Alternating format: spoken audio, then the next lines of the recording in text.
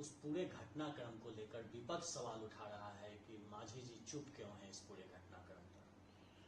हम चुप कहाँ हैं। हम तो बिहार विधानसभा के सदस्य होने के नाते बिहार विधानसभा में भी ये बात मुखर रूप में कहा था कि शेड्यूल कास्ट को चाहे तो पर्चा जमीन का दें या परवाना भूदान जग कमेटी के जमीन का दें या सीलिंग का दें या बिहार सरकार के रेगुलर जमीन का दें, उन पर कब्जा हमारे दलितों का नहीं है और अगर कब्जा भी है तो उनको हटाया जा रहा है। और इसी संदर्भ में हमारे लोगों को एक पार्टी विशेष के लोग उसको तंग फसद करते हैं, मतलब अत्याचार करते हैं।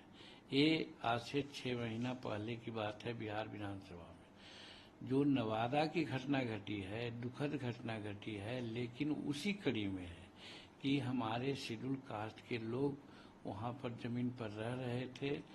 जो भू माफिया लोग हैं उनकी गिद्ध दृष्टि लगी हुई थी कि 5-6 एकड़ जमीन है वो, इस पर हरिजन इतना दिन से बसा हुआ है, इसको भगाओ। इसके लिए केस मुकदमा भी चल रहा था। 144 का मुकदमा भी नवादा सिविल कोर्ट में चलाई जा रही है। मेरा कहने का मतलब ये है कि ये जो घटना घटी ये प्लांटेड घटना है कि उन लोगों को समझ में था कि 144 का जो निर्णय होता है, जो कब्जाधारी रहता है उसके पक्ष में होता है। तो वो लोग तो भू माफिया है, समझदार है, समझ गया होगा कि अब जब फैसला होगा तो उसके पक्ष में होगा, इसलिए इन लोगों को वहाँ से भगाओ। ये जाहिरतन बात है कि उसमें कुछ शेड्यूल कास्ट के लोग को भी साथ ले लिया, अति पिछड़ा के लोगों को साथ ले लिया, 1-2 को, लेकिन वहाँ तो 150-150 परिवार रहते हैं।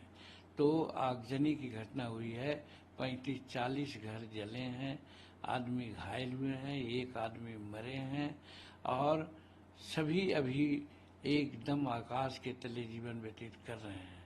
हमारी बातें वहाँ के एसपी और कलेक्टर दोनों से हुई। एसपी से बात इसलिए हुई कि अभी तक के कौन कार्रवाई आपने किया, तो एसपी ने कहा कि हम पकड़ाधारी कर रहे हैं, 15 आदमियों को हमने अरेस्ट किया है। उसमें यादव परिवार के हैं, उसमें मल्लाह यानी जब क्या उसको कहते हैं वो परिवार के हैं और कुछ दुसाध परिवार के हैं।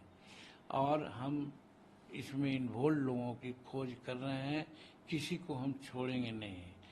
हमने कहा कि आप केस दर्ज किए कि नहीं, तो केस दर्ज हुआ है शेड्यूल कास्ट एट्रोसिटी एक्ट के तहत। इस पर हमने कहा कि जब शेड्यूल कास्ट एट्रोसिटी एक्ट के तहत केस दर्ज हुआ है तो शीघ्रातिशीघ्र उस छेद के अनुसार जो उन लोगों को मिलना चाहिए मुआवजा शीघ्र से शीघ्र दीजिए और अंतिम परिणति शीघ्र से शीघ्र कीजिए कि किसकी गलती है। कलेक्टर से हमारी बात हुई, वहाँ के डीएम से बात हुई, क्योंकि वहाँ के कार्यकर्ता हमसे बोल रहे थे। वीडियो काउंसिल पर भी बात हुई जिसमें देखा कि बहुत से लोग पीड़ित हैं, रो रहे हैं। उन लोगों से भी मेरी बात हुई। उन लोगों ने कहा कि मेरे लिए कोई व्यवस्था नहीं, मेरे सारे घर को जला दिया गया है 8 बजे शाम में। तो इस पर कलेक्टर से भी बात हमारी दोबारा हुई और उनको बता दिया गया है कि साहब उनको खाने पीने की व्यवस्था कर दीजिए, जो भी सहाय मद में मिलना अनुमान है वो कर दीजिए।